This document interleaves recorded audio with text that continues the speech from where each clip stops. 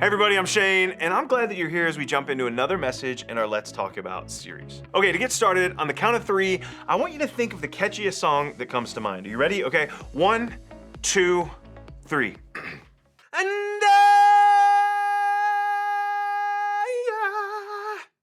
will always love you. I'm sorry, I blacked out. What happened? What happened? I mean, you know what I'm talking about, right? You know what it's like to get a song stuck in your head and it gets so stuck that without even thinking about it, you just like blurt it out, you start doing the dance, if there's a dance for it, you find yourself asking, where did that even come from? Or you even get frustrated with yourself for the 100th time. You're like, why can't I stop thinking about this song?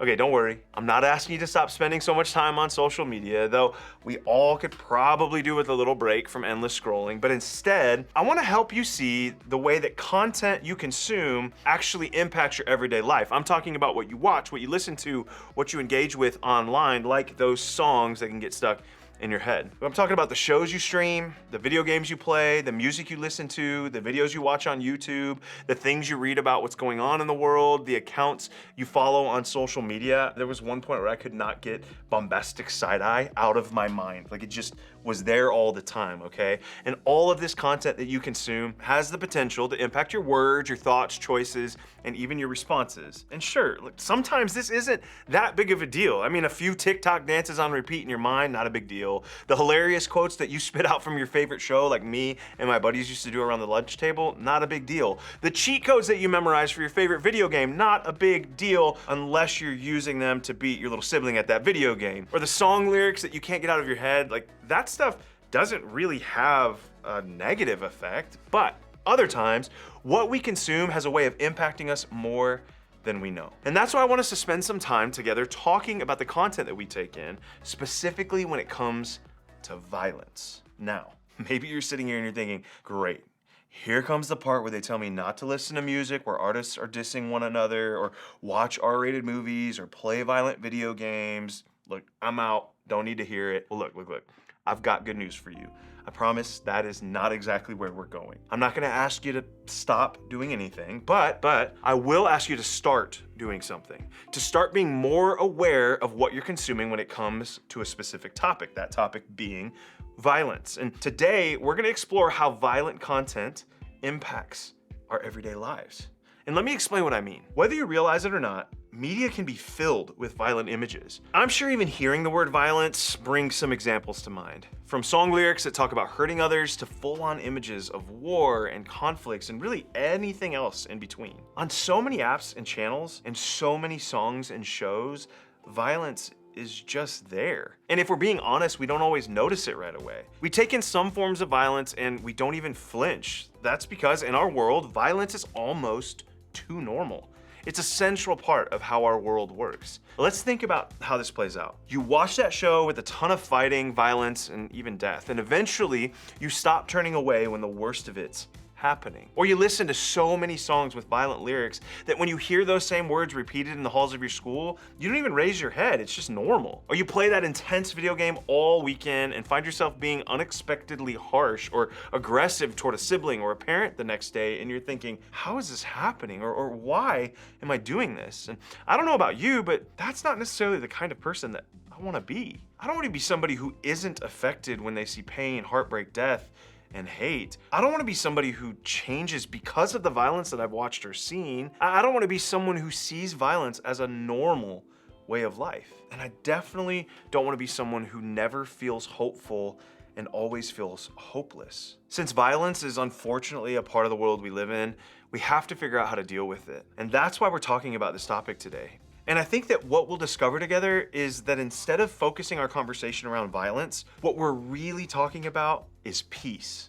Okay, here's what I mean. Violence, I know you know this, but it isn't a new thing. In fact, violence was a constant part of the culture and backdrop of the writers of both the Old and New Testaments and what we call the Bible today. And while there are all kinds of real life accounts of war, death, battles, and executions that we could read about in the scripture, all of them being violent and intense. I mean, even those words are violent and intense. What I want to do right now, though, is focus on something that will help us navigate violent things that we're exposed to today or right now in our world as it is and how we can pursue peace even in the midst of that. I want us to look to Jesus.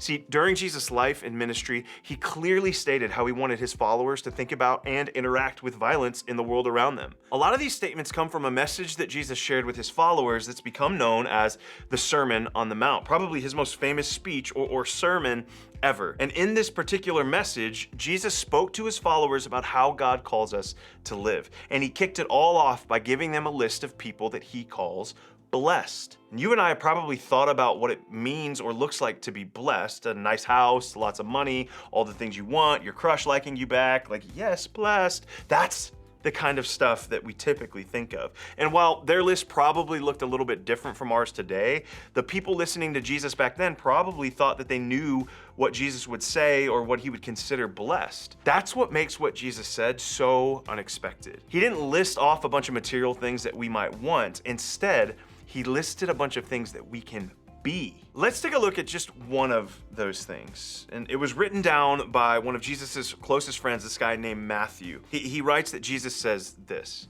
"Blessed are the peacemakers, for they will be called children of God." The word used in this passage for blessed means a deep sense of happiness or fulfillment. So what Jesus is saying is that choosing to be peacemakers can actually bring us a deep sense of happiness or fulfillment. To be a peacemaker is to be a person who brings and creates peace in any and all circumstances. Now, it's important to remember that Jesus said this to people who hadn't lived in peace for a very long time. In fact, their land had been conquered and they were being ruled by the Roman Empire, an incredibly violent empire. The Romans had used violence as a way to threaten and control these people. And the people listening to Jesus teach this were hurt. They were suffering. They were probably even angry about their situation. They were living in the middle of violence and were dealing with a lack of peace that wasn't even their fault. So, when Jesus told them that they would be blessed if they were peacemakers, I'm sure some of them thought something like, how can we possibly choose to be peacemakers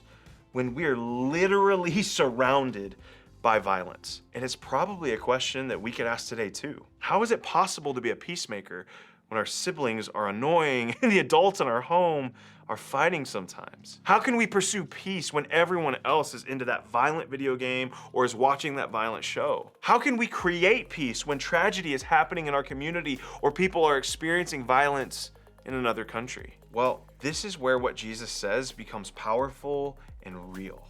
Violence only leads to more violence. Repaying evil with evil becomes a vicious cycle. Jesus knew something that his followers didn't. He knew that if they wanted to find deep fulfillment in the midst of the chaos around them, the answer was choosing peace. The most powerful way to change things is through peace. It's in choosing to becoming a peacemaker, both for ourselves and for other people, no matter what. Then, as Jesus said, we'll be called children of God. And the way we live will start showing the world what God is like. And that sounds amazing. But how do we actually do this?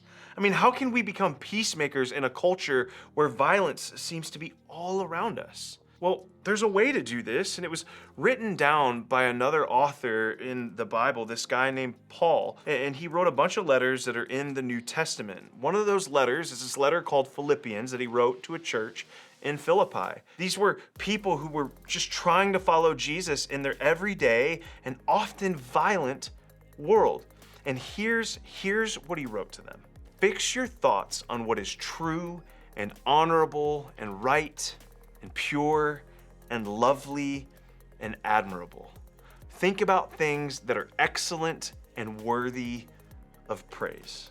Okay, let's think about how we do this in our world today. What comes to mind for me is the zoom feature on any camera, right? I mean, it's only gotten better and better the more the phones have been upgraded, but I think about the idea that let's just imagine this gaming controller are some of the things that we want to be thinking about, the peaceful things. I mean, here we can see it in the midst of everything else. It's still there, but it almost feels like what Paul is telling us to do is to zoom in on the things that are good, that are pure, that are admirable, to think about those things more than anything else. That's the key.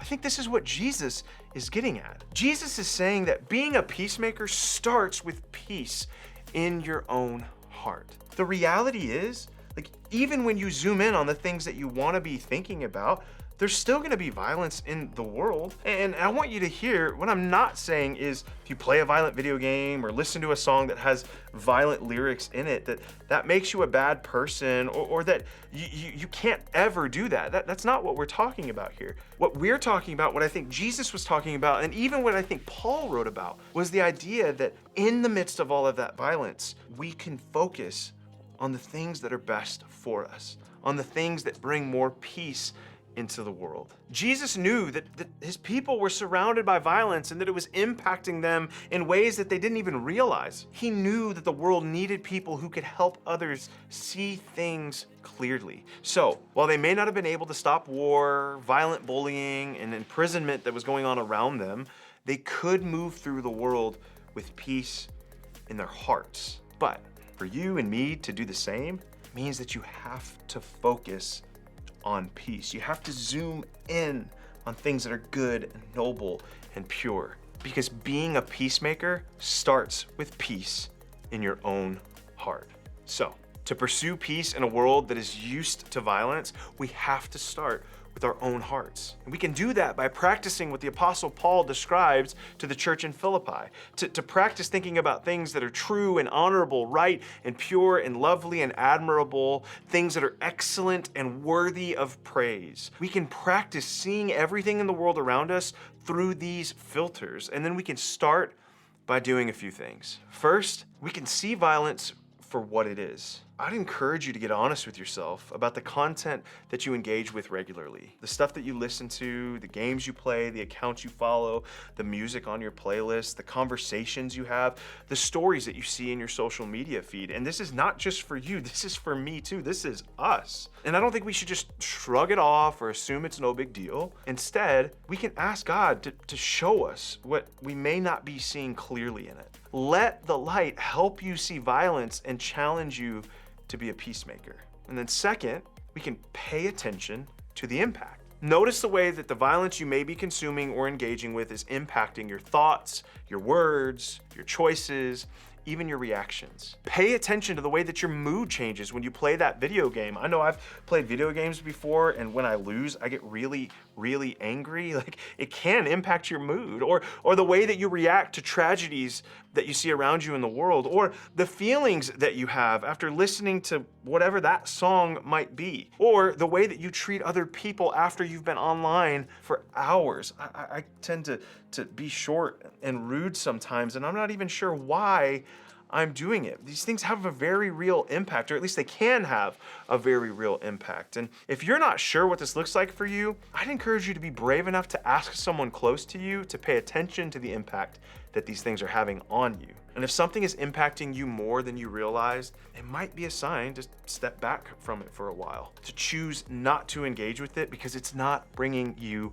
peace. And peace is something we all want and we know the world needs more of. Okay, so the third thing that I would encourage you to do is to focus on peace. If being a peacemaker starts with peace in your own heart, then it's important to fill yourself up with things that actually bring peace. As you begin to notice the way that violence might be impacting you, choose to shift your focus away from those things and zoom in on the things that help you pursue peace. Okay, let's go back to what Paul wrote one more time, because we actually didn't finish the full sentences of what he wrote there. Paul writes, "Fix your thoughts on what is true and honorable and right and pure and lovely and admirable. Think about things that are excellent and worthy of praise.